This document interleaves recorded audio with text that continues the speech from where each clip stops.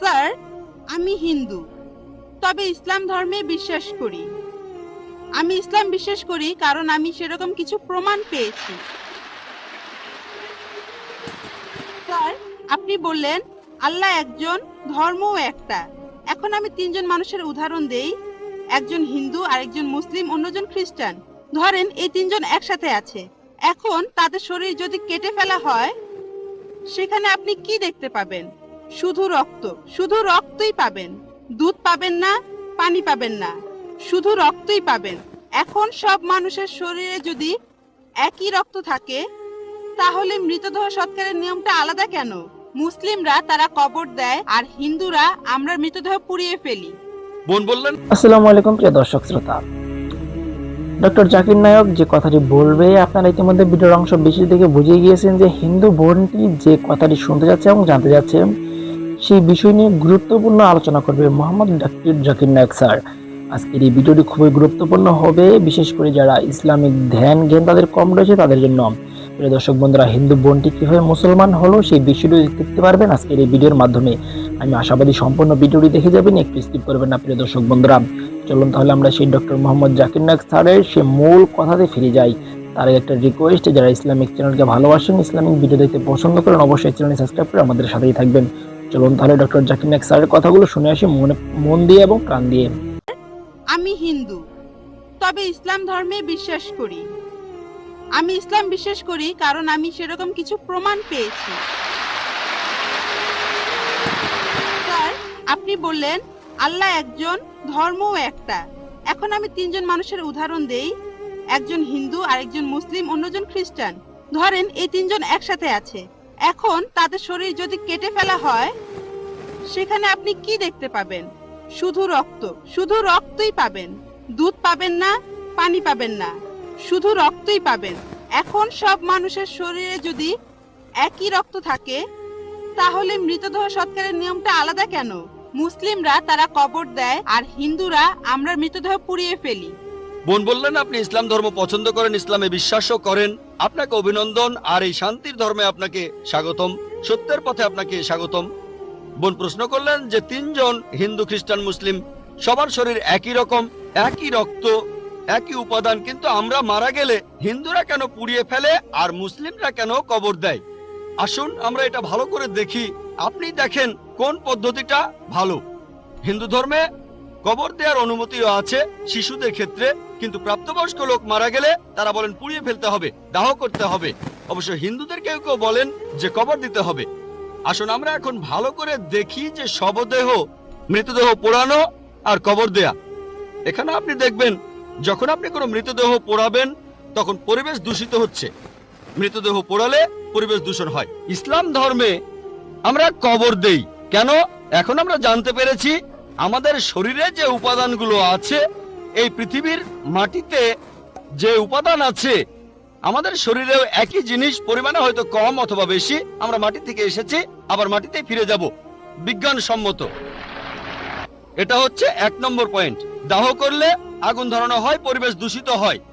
ইসলাম অনুযায়ী আমরা কবর দেই আর জমি উর্বর হয়, পোড়ানো হয় না বলে পরিবেশ দূষিত হয় না। 2 নম্বর পয়েন্ট, মৃতদেহ পোড়াতে গেলে আপনাকে গাছ কাটতে হবে, গাছপালা কমে যাবে, পরিবেশের অবস্থা তখন খারাপ হয়ে যাবে। ইসলাম অনুযায়ী আমরা কবর দেই, জমি উর্বর হয়, আরো গাছ জন্মায়, এটা তখন হয়ে যায় সার। এখানে গাছ কাটার দরকার নেই, পরিবেশের জন্য ভালো। আমাদের সরকার এখন বলে গাছ কাটবেন না। গাছ না কাটলে মৃতদেহগুলো পোড়াবেন কিভাবে? 3 নম্বর পয়েন্ট, পোড়ালে খরচ বেশি। ইন্ডিয়ার পরিসংখ্যান অনুযায়ী প্রতি বছর হাজার হাজার লক্ষ লক্ষ কোটি টাকা খরচ হয়ে যাচ্ছে। প্রতিদিন কোটি কোটি টাকা খরচ হচ্ছে, প্রতি বছর লক্ষ লক্ষ কোটি টাকা খরচ হচ্ছে শুধু গাছের পেছনে আর মৃতদেহ পোড়ানোর পেছনে। ইসলাম অনুযায়ী আমরা কবর দেই, এটা সস্তা, ফ্রি। 5 নম্বর পয়েন্ট, মৃতদেহ পোড়ালে গাছের কাঠ পুড়ে হয়ে যায় চারকল, ছাই।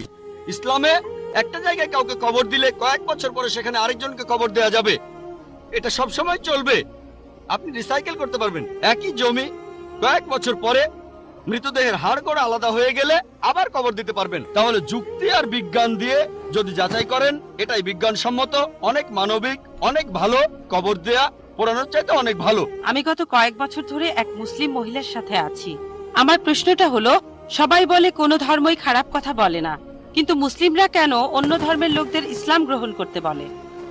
বোন, আপনি বললেন যে আপনি একটা মুসলিম পরিবারের সঙ্গে থাকেন অনেক বছর ধরে, তারপর বললেন যে সব ধর্মে ভালো সব কথা থাকে, কিন্তু মুসলিমরা আমাকে ইসলাম গ্রহণ করতে বলে কেন? পয়েন্ট নাম্বার 1, অন্য যেসব ধর্ম আছে সেগুলো যা বলে তার বেশিরভাগ কথাই ভালো, তবে ইসলাম ভালো কথা বলার পাশাপাশি আপনাকে দেখাবে কিভাবে সেটা অর্জন করতে হয়।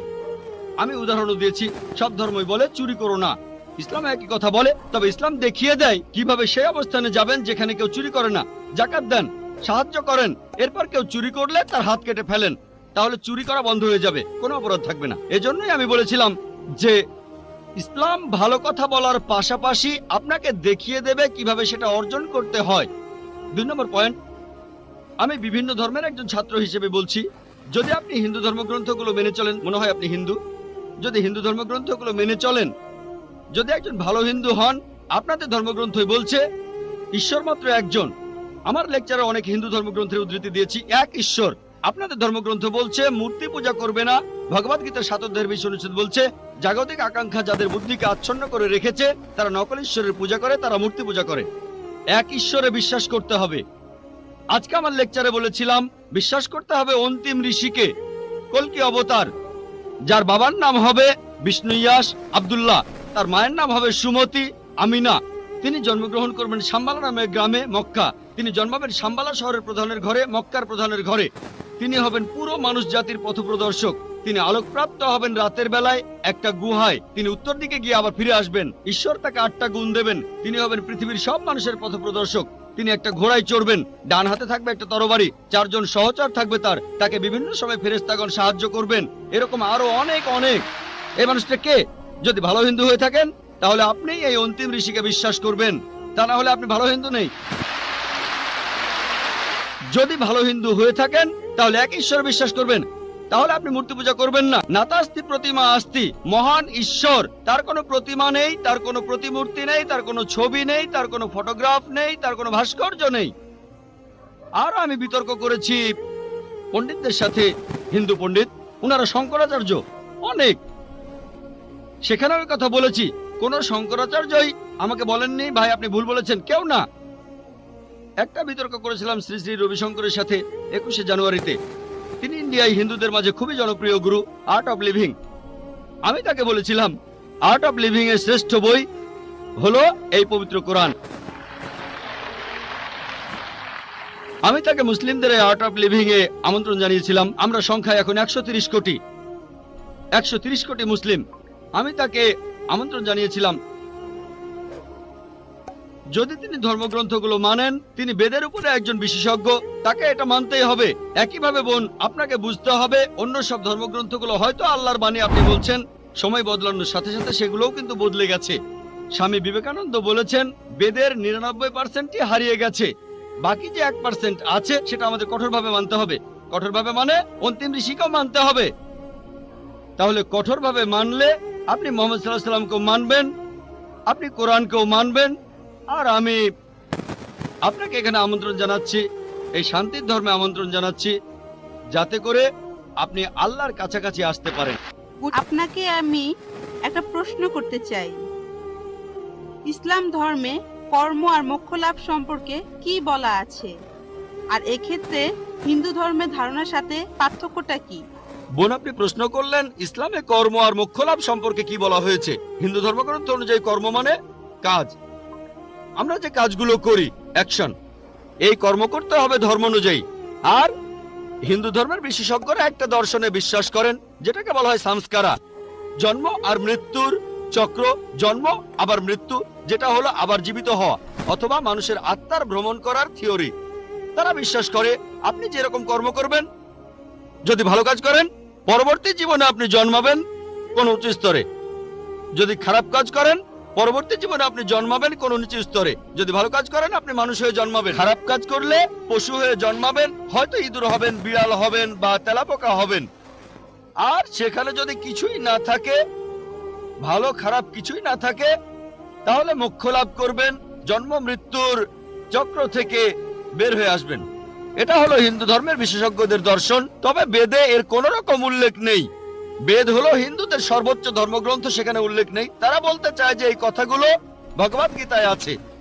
ভগবদ গীতায় বলা হয়েছে 2 নম্বর অধ্যায়ের 22 নম্বর অনুচ্ছেদে, যেভাবে একটা শরীর পোশাক বদলায় তারপরে নতুন পোশাক পরে, একইভাবে আত্মা নতুন শরীরে প্রবেশ করে। হিন্দু ধর্মগ্রন্থগুলোতে পুনর্জন্ম বলে একটা কথা আছে। এটা আছে ঋগ্বেদ 10 নম্বর গ্রন্থ 16 নম্বর অনুচ্ছেদের 4 ও 5 পরিচ্ছেদে। পুনর্মানে পরবর্তী, জন্ম মানে জীবন, পরবর্তী জীবন। আমরা পরের জীবনে বিশ্বাস করি যে পৃথিবীতে একবার আসবো, মাত্র একবারই আসবো। আমরা পৃথিবীতে একবার আসবো, আল্লাহর আদেশে মারা যাব, পৃথিবীতে একবারই আসবো, একবারই মারা যাব, পরবর্তীতে আখিরাতে গিয়ে আবার জীবিত হব। তাহলে ইসলাম অনুযায়ী আমরা এই পৃথিবীতে একবারই আসবো, তারপর আমরা আল্লাহর আদেশে কিয়ামতের দিনে আবার জীবিত হব। কাজের উপর নির্ভর করে বেহেশত বা দোজখে যাবেন, স্বর্গ বা নরকে। বেদ এমন কথাই বলছে, কিন্তু তারা এটা বোঝে না, হিন্দু বিশেষজ্ঞরা, যে কেন মানুষ জন্মায় বোবা হয়ে, জন্মায় অন্ধ হয়ে, কেউ গরিব হয়, আবার কেউ ধনী হয়, কেউ বা স্বাস্থ্যবান। ঈশ্বর তো কোনো অন্যায় করেন না। তাই তারা একটা দর্শন আনলো যে জন্ম মৃত্যু, আত্মার ভ্রমণ করে বেড়ানো। বেদের কোথাও এই কথার উল্লেখ নেই। এমনকি ভগবদ গীতা এমন কথা বলছে, পুরনো পোশাক বাদ দিয়ে শরীর যেমন নতুন পোশাক পরে, একইভাবে আত্মা পুরনো শরীর ছেড়ে নতুন শরীরে যায়। একবার, আমার কোনো আপত্তি নেই, একবার মারা যাবেন, একবারই পুনরুজ্জীবিত হবেন। তবে ইসলামে এই প্রশ্নটার উত্তর রয়েছে। হিন্দু বিশেষজ্ঞরা এটা বুঝতে পারে না যে ঈশ্বর কেন এমন করবেন। কিছু মানুষ জন্ম থেকে বোবা, কেউ বা স্বাস্থ্যবান, কারো হার্টের সমস্যা, কেউ গরিব আবার কেউ ধনী। ইসলাম বলে, পবিত্র কোরআনে সূরা মুলকের 2 নম্বর আয়াতে উল্লেখ করা হয়েছে, আল্লাহ জি খালাকাল মাউতা ওয়াল হায়াতা, আল্লাহ সৃষ্টি করেছেন জীবন ও মৃত্যু তোমাদেরকে পরীক্ষা করার জন্য। এই জীবনটা পরকালের জন্য পরীক্ষা। এখন কেউ হয়তো জন্মায় গরিব হয়ে, কেউ ধনী হয়ে। ধনীদের ক্ষেত্রে কোরআন বলছে তাদেরকে যাকাত দিতে হবে। যদি আপনার সঞ্চয় 85 গ্রাম স্বর্ণের চাইতে বেশি হয়, নিসাবের তুলনায় বেশি হয়, তাহলে 2.5% জাকাত প্রতি হিজরি সালে দিতে হবে। ধনীরা জাকাত দিতে পারে, নাও দিতে পারে, অর্ধেকও দিতে পারে, হয় সে 100 তে 100 পাবে, অথবা 50 পেতে পারে। কোনো জাকাত না দিলে সে 0 পাবে, কিন্তু গরিব লোকের ক্ষেত্রে জাকাত দিতে হবে না। আপনি কি আমার উত্তরে সন্তুষ্ট হয়েছেন? জি হ্যাঁ, ধন্যবাদ ব্যাখ্যার। প্রিয় দর্শক বন্ধুরা, ডক্টর জাকির নায়কের কথাগুলো আপনাদের কাছে কেমন লেগেছে অবশ্যই কমেন্ট করবেন। কত সুন্দর এবং বিচক্ষণভাবে সেই কথাগুলো বিশ্লেষণ করেছে। আপনাদের মাঝে আমি এরকম ভিডিও আরো অনেক উপস্থাপিত করতে যাচ্ছি। আপনারা যদি আমার সাথে থাকেন তাহলে সেই বিষয়গুলো দেখতে পারবেন। আর এই ভিডিওগুলো কেমন লেগেছে অবশ্যই কমেন্ট করতে ভুলবেন না। পরবর্তী ভিডিও দেখার জন্য আপনাদের জানাচ্ছি স্বাগতম। প্রিয় দর্শক বন্ধুরা, অবশ্যই চ্যানেল সাবস্ক্রাইব করে আমাদের সাথে থাকবেন নতুন ভিডিও পাওয়ার জন্য। ভালো থাকুন, সুস্থ থাকুন, এই চ্যানেলের সাথে থাকুন। আল্লাহ হাফেজ।